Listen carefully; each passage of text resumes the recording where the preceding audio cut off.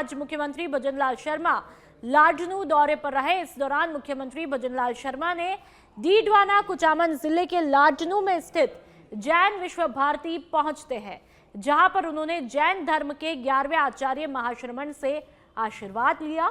इस दौरान मुख्यमंत्री ने जैन विश्व भारती परिसर में नवनिर्मित सुधर्मा सभा प्रवचन हॉल का लोकार्पण भी किया। कार्यक्रम के दौरान मुख्यमंत्री ने आचार्य महाश्रमण से मुलाकात कर आध्यात्मिक मार्गदर्शन लिया। आज पूज्य आचार्य श्री महाश्रमण जी का यहाँ पधारना राजस्थान के लिए अत्यंत सम्मान और गौरव का विषय है। महाराज जी का यहाँ पदार्पण हुआ है और वो पूरे 1 साल रहने वाला है। निश्चित रूप से जैन विश्व भारती द्वारा आयोजित इस भव्य कार्यक्रम में आप आए हैं और 1 साल रहेंगे, तो मैं कह सकता हूं कि निश्चित रूप से आपका जो तप है, आपका जो लोगों को आप अपने वचनों से एक दिशा देने का काम करते हैं, एक युवाओं को अपनी संस्कृति के बारे में बताते हैं, उसका निश्चित रूप से लाभ मिलेगा। जैन विश्व भारती द्वारा आयोजित इस कार्यक्रम में सुधर्मा सभा का लोकार्पण भी हो रहा है और मुझे इस बात की खुशी है कि इसका शिलान्यास भी किया और इतनी जल्दी बना करके ये दिया है। मैं उन भामाशाहों को भी धन्यवाद देना चाहता हूं कि उन्होंने इतनी जल्दी इस भवन को बना करके तैयार किया है। इस सभा का जो आज लोकार्पण हो रहा है, यहाँ आने वाले समय में माननीय मूल्यों और धार्मिक शिक्षा का एक प्रमुख केंद्र तो है ही, लेकिन ये और बड़ा केंद्र भी बनेगा। इस अवसर पर भी मैं आपका स्वागत करता हूँ। साथियों, जैन धर्म केवल एक धर्म नहीं बल्कि जीवन जीने की एक पूर्ण कला है। अहिंसा, सत्य, अस्तेय, ब्रह्मचर्य, अपरिग्रह, ये 5 महाव्रत आज के भौतिकवादी युग में भी उतने ही प्रासंगिक हैं जितने सदियों पहले थे। जब पूरा विश्व हिंसा और संघर्ष से जूझ रहा था, तब जैन धर्म का अहिंसा का संदेश एक प्रकाश स्तंभ की तरह मानवता को दिशा दिखा रहा था। जैन दर्शन ने जियो और जीने दो का जो मूल मंत्र दिया, वह आज पर्यावरण संरक्षण का सबसे बड़ा आधार बन चुका है। जैन धर्म की ये विशेषता रही है कि इसने हमेशा प्रकृति के साथ संतुलन बनाकर चलने की दीक्षा दी है। आज जब पूरी दुनिया जलवायु परिवर्तन से चिंतित है, तब जैन धर्म के सिद्धांत हमें यह बताते हैं कि संयम और सादगी के बिना मानवता। मुख्यमंत्री भजनलाल शर्मा आज लाडनू दौरे पर रहे। उन्होंने कई कार्यक्रमों में शिरकत करने के बाद डीडवाना कुचामन जिले के बीजेपी पदाधिकारियों, मंडल और विभिन्न मोर्चों के कर्मठ कार्यकर्ताओं के साथ में संवाद किया। तस्वीरें आप देख लीजिए। इस दौरान उन्होंने कहा कि संगठन की शक्ति और कार्यकर्ताओं के उत्साह से ही राजस्थान में सुशासन का संकल्प सिद्ध हो रहा है।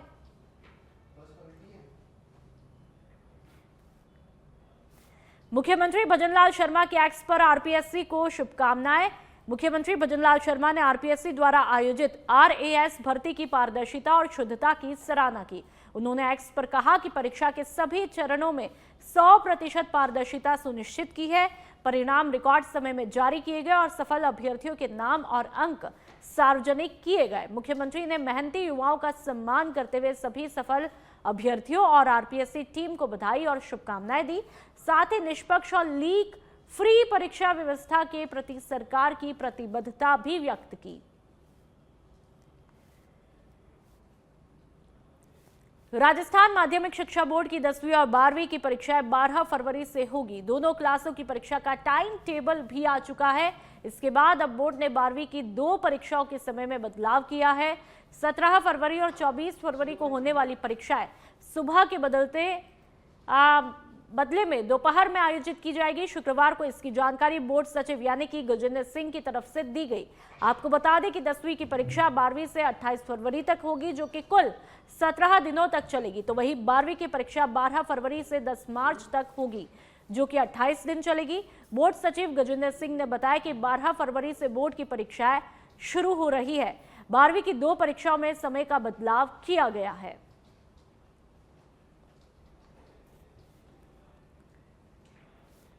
और अब जयपुर से खबर, बेरोजगार युवाओं ने उठाई भर्ती परीक्षाओं में गड़बड़ियों की आवाज। All India OBC students association के नेतृत्व में हरीश चौधरी से मुलाकात। ओएमआर शीट घोटाले की सीबीआई जांच की जोरदार मांग की। रोस्टर रजिस्टर की विसंगतियां दूर कर आरक्षण अनुसार पद निर्धारण की मांग। एसआई भर्ती में साक्षात्कार समाप्त करने की मांग भी की गई। एक परीक्षा एक पेपर लागू कर नॉर्मलाइजेशन खत्म करने पर जोर दिया। भर्ती प्रक्रियाओं में पारदर्शिता की मांग यहां पर उठाई गई। विधायक हरीश चौधरी का युवाओं को आश्वासन, बजट सेशन में सदन में उठाए जाएंगे युवाओं के मुद्दे। मुलाकात में सुनील कुमार, किशोर चौधरी, योगेश जांगीर भी मौजूद रहे। तो ये तस्वीरें आप देख लीजिए। तो एसआई भर्ती में साक्षात्कार समाप्त करने की मांग यहां पर की गई है। युवाओं ने उठाई भर्ती परीक्षाओं में गड़बड़ियों की आवाज। रामगढ़ के बगड़ तिराया थाना इलाके के बेरे गांव में शुक्रवार सुबह पेड़ काटने को लेकर चल रहे पुराने विवाद ने हिंसक रूप लिया है। चचेरे भाई ने कुल्हाड़ी से हमला कर किसान बली की निर्मम हत्या कर दी। हमले में मृतक का बेटा गंभीर रूप से घायल हुआ है, जबकि 3 महिलाओं को मामूली चोटें आई हैं। घटना के बाद आरोपी मौके से फरार हुआ है। जानकारी के मुताबिक शुक्रवार सुबह करीब 9 बजे नीम के पेड़ को काटने को लेकर के विवाद हुआ। ये पेड़ बली के खेत और घर के पास उसकी जमीन में स्थित था। बताया जा रहा है कि आरोपी फकरू कई दिनों से जबरन पेड़ काटना चाहता था, जिसको लेकर दोनों के बीच कहासुनी चल रही थी। शुक्रवार सुबह फकरू कुल्हाड़ी से पेड़ काट रहा था। जब बली ने इसका विरोध किया तो फकरू ने उसके सिर पर कुल्हाड़ी से जोरदार वार किया। वार इतना घातक था कि कुल्हाड़ी बली के सिर में ही फंस गई। इसके बाद आरोपी मौके से फरार हुआ। घटना के बाद गांव में तनाव का माहौल है। बगड़ तिराया थाना पुलिस मौके पर पहुंची और साक्ष्य जुटाए। करीब 12 बजे के आसपास जरिए टेलीफोन किसी अन्य व्यक्ति से सूचना मिली कि बेरेवास के अंदर 2 पक्षों में पेड़ काटने की बात को लेकर आपसी में विवाद हो गया। विवाद इतना बढ़ गया जो आपस में फरसी से जो पेड़ को काटा था, फरसी से वार कर दिया। वार ज़्यादा तेज था, सर में लगने से गंभीर रूप से घायल हो गया, जिसको स्थानीय हॉस्पिटल लेके आए। वहां पर स्थानीय हॉस्पिटल ने अत्यधिक गंभीर होने के कारण जीएच अलवर रेफर कर दिया। दौरान इलाज उसकी कोटा के रामगंज मंडी में गुरुवार देर रात उंडवा सड़क मार्ग पर कोल्ड स्टोरेज के पास में एक तेज रफ्तार कार ने बाइक को पीछे से जोरदार टक्कर मारी, जिससे बाइक सवार मुकेश प्रजापति की मौके पर ही मौत हुई और दूसरा युवक भेरूलाल गंभीर रूप से जख्मी है। दोनों युवक धानमंडी में काम करके घर लौट रहे थे। घायल भेरूलाल को रामगंज मंडी अस्पताल से प्राथमिक उपचार के बाद में गंभीर हालत में झालावाड़ रेफर किया गया। पुलिस ने कार चालक को हिरासत में लेकर शव को पोस्टमार्टम के लिए कब्जे में लिया और मामले की तहकीकात शुरू कर दी है। रात को 10 बजे के समथिंग एक्सीडेंट हुआ है। एक काला कोट का था भेरूलाल और ये दोनों मशीन ऑपरेटर का काम करते थे इंडस्ट्री एरिया में। अच्छा। और रात को एक घर लौट रहे थे काम करके, तो ये साइनाट टोल के सामने इनका एक्सीडेंट हुआ। पीछे से कार आई एक अल्टो, उसने ये तेज गति से और इनको पीछे से टक्कर मारी, जिसमें बुरी तरह से घायल हो गए हैं और इसकी ऑन स्पॉट पे डेथ हो गई मेरे भाई मुकेश की। पीछे से टक्कर मारी कार ने। अच्छा, कार ने पीछे से टक्कर मारी है? हाँ, कार ने पीछे से आके टक्कर मारी। इनकी स्पीड में थी वो तेज। अच्छा, तो रात को हॉस्पिटल में ले आए गए थे उन्हें? हाँ, रात को हम हॉस्पिटल में लेकर आ गए थे वो 10:30 बजे के आसपास। तो वो जो कालाकोट का निवासी भेरूलाल, तो वो उसको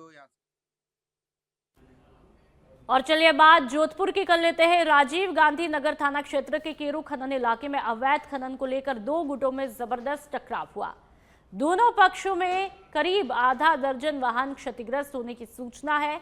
हवाई फायरिंग की भी खबर सामने आ रही है। वीडियो आप देख लीजिए। कुछ गाड़ियां जो कि क्षतिग्रस्त अवस्था में पाई गई है। घटना की जानकारी मिलते ही पुलिस मौके पर पहुंची और हालात को काबू करने की कोशिश की जा रही है। तो ये तस्वीरें आपके सामने, पुलिस की जांच जारी है।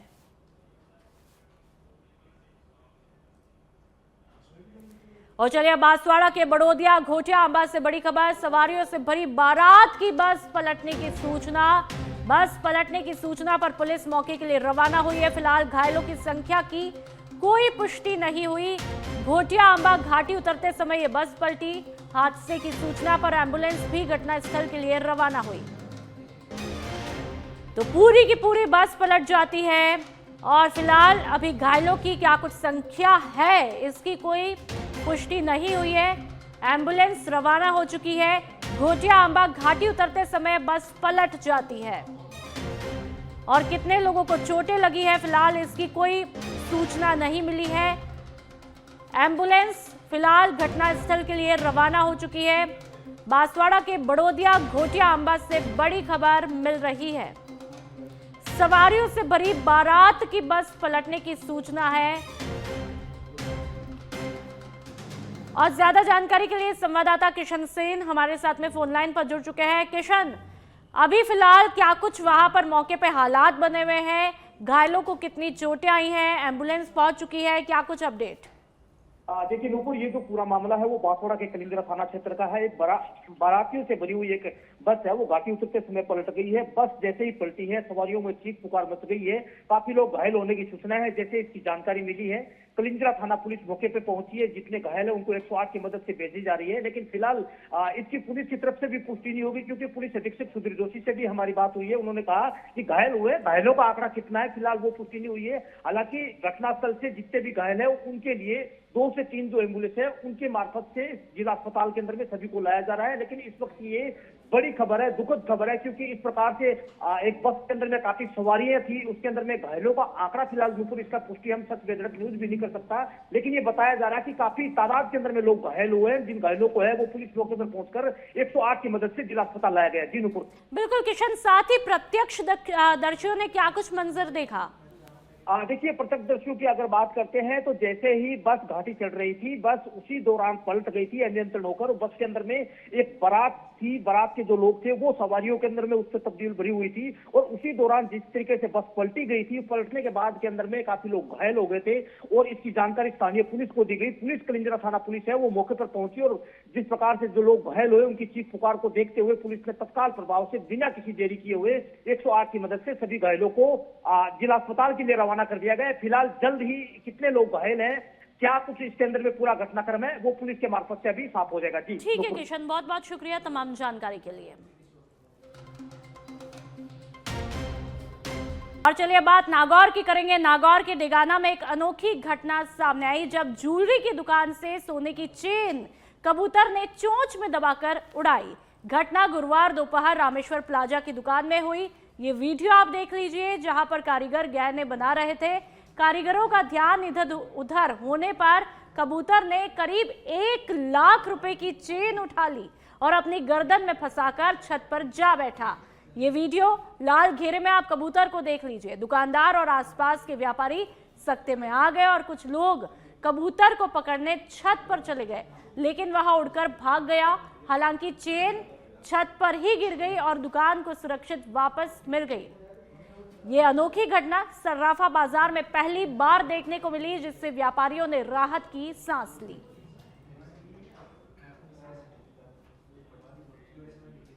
बढ़ते आगे, सुजानगढ़ के भोजलाई बास भूतनाथ मंदिर परिसर में नगर परिषद नेता प्रतिपक्ष जयश्री दाधीच के नेतृत्व में ड्रेनेज शिलान्यास का आयोजन विकास उत्सव के रूप में किया गया। कार्यक्रम में पूर्व नेता प्रतिपक्ष यानी कि राजेंद्र राठौड़, एससी वित्त आयोग अध्यक्ष राजेंद्र नायक, विधायक हरलाल सहारण, पूर्व मंत्री राजकुमार रिंडवा सहित अन्य अतिथियों ने शिरकत की और अपने विचार व्यक्त किए।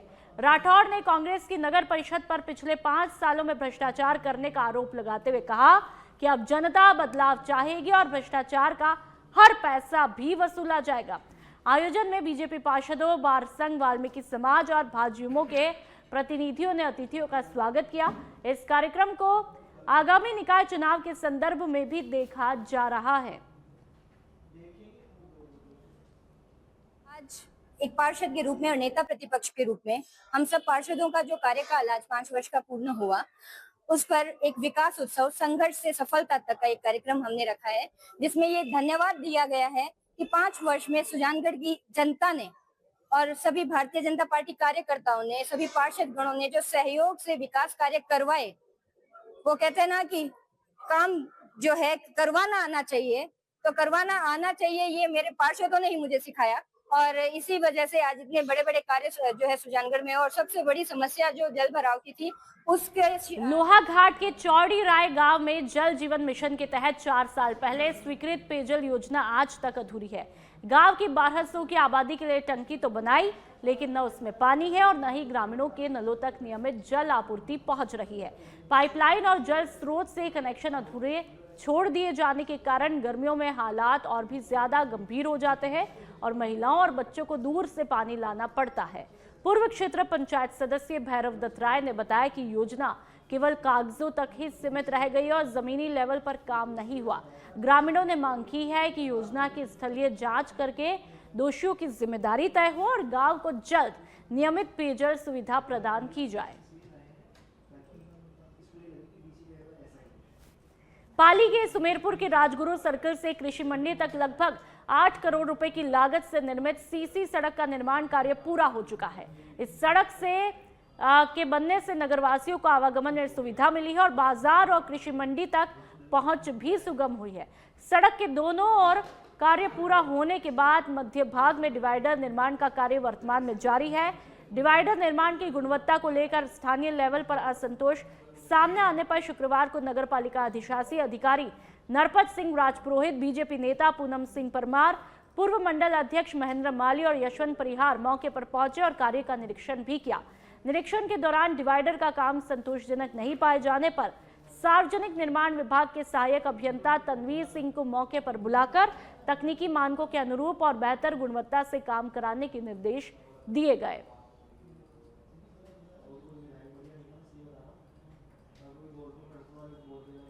और चलिए अब जयपुर से बड़ी खबर। राजधानी में 1 करोड़ 18 लाख की नशे की खेप पकड़ी गई है। सीआईयू टीम के कांस्टेबल आवेश दुबे को मिली बड़ी सफलता। चाकसू बस स्टैंड के सामने सांगानेर पुलिया के पास में कार्रवाई हुई। 22 साल के आरोपी कल्याण सिंह तंवर को गिरफ्तार किया।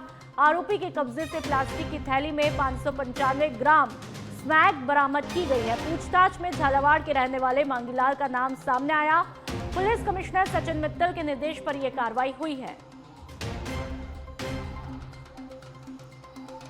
तो 22 साल के आरोपी कल्याण सिंह तंवर को धर दबोचा है, गिरफ्तार कर लिया है। खाकी के चंगुल में आरोपी के कब्जे से प्लास्टिक की थैली में 595 ग्राम स्मैक भी बरामद की है। पूछताछ में झालावाड़ के रहने वाले मांगीलाल का नाम भी सामने आया है। जयपुर के सवाई मानसिंह स्टेडियम में प्रदेश भर के भावी खिलाड़ी जुटे हुए हैं। राजस्थान राज्य क्रीड़ा परिषद की तरफ से चल रहे 8 दिवसीय चयन ट्रायल में खिलाड़ियों का जोश देखने को मिल रहा है। एथलीट्स और पैरा एथलीट्स ने ट्रायल में शानदार प्रदर्शन करके अपनी प्रतिभा साबित की। चयन समिति ने सभी इवेंट पर बारीकी से नजर बनाई रखी है।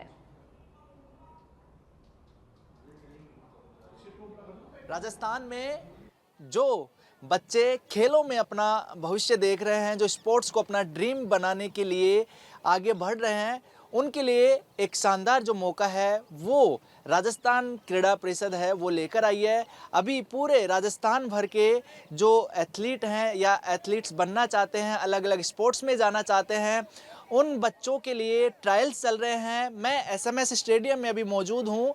यहाँ पे देख सकते हैं कि किस तरह से जो ट्रैक पर बच्चे हैं वो दौड़ रहे हैं। इसके अलावा क्योंकि यहाँ पर करीब 10 गेम हैं, उनमें जो है बच्चे सेलेक्ट किए जाएंगे। एक और बड़ी बात यह है कि जो पैरा एथलीट यानी जो दिव्यांग है, उनके लिए भी ये शानदार जो मौका है वो है। अच्छी बात यह है कि मैं भी यहाँ मौजूद हूँ और यहाँ पर सैकड़ों की संख्या में जो ट्रायल देने के लिए राजस्थान भर के जो बॉयज़ एंड गर्ल्स हैं वो आए हुए हैं। ये अच्छी बात है कि खेलों के प्रति जो जुनून है बच्चों का वो बढ़ रहा है और उसका नज़ारा जो तस्वीरों में आपको दिख रहा होगा, ये आज की तस्वीर है। और ठीक इसी तरह से ये 8 दिन तक ट्रायल चलेंगे। आज ट्रायल का 4था दिन है। किस तरह के ट्रायल हो रहे हैं, किस तरह से जो बच्चे हैं राजस्थान भर के यहाँ पर पार्टिसिपेट हो रहे हैं और कितना एक्साइटेडमेंट है उन बच्चों में, वो जानने के लिए यहाँ पर जो कोच हैं जो अलग अलग गेम्स को है वो देखते हैं और पूरा जो ट्रायल सेशन है उस पर निगरानी भी ये बनाए हुए हैं। सर, ये जो है ट्रायल चल रहे हैं अभी, तो आज जो है बड़ी संख्या में बच्चे वो दिख रहे हैं। किस तरह के जो ट्रायल हो रहे हैं, कैसे सिलेक्ट किया जाएगा और किस तरह की सुविधाएँ बच्चों को आगे मिलने वाली है? ये इवेंट टोटल ये क्या है, टेस्ट पे डिपेंड करता है। ये आवासीय एकेडमी है। आज कबड्डी और हॉकी का चयन प्रक्रिया चल रही है, जिसमें बच्चों का बैटरी टेस्ट लिया जाता है। बैटरी टेस्ट में बच्चों की रेस होती है 800 मीटर की, 30 मीटर शटल होती है, जंप है, ब्रॉड जंप है आपका, और इस तरीके से 7 इवेंट्स होते हैं। इनके इवेंट्स में बच्चों की मेरिट की बेस पे इनका सिलेक्शन किया जाता है। तो देखिए जैसे जो बच्चे आ रहे हैं तो कितना उत्साह है खेलों को लेकर, थोड़ा अगर आप क्योंकि करीब से देख रहे हैं, क्या बदल रहा है समय, बच्चे काफ़ी उत्साहित हैं? बिल्कुल सर, राजस्थान बढ़ रहा है और आज गवर्नमेंट ने जो आउट ऑफ टर्न पॉलिसी जो शुरू की है, इस आउट ऑफ टर्न पॉलिसी से बच्चों में खेल के प्रति रुझान बढ़ गया। पहले बच्चे खेलों में नहीं आते थे, पढ़ाई में ज़्यादा ध्यान देते थे, लेकिन बच्चों को मेडल लाने के बाद में नौकरी सीधी मिल रही है।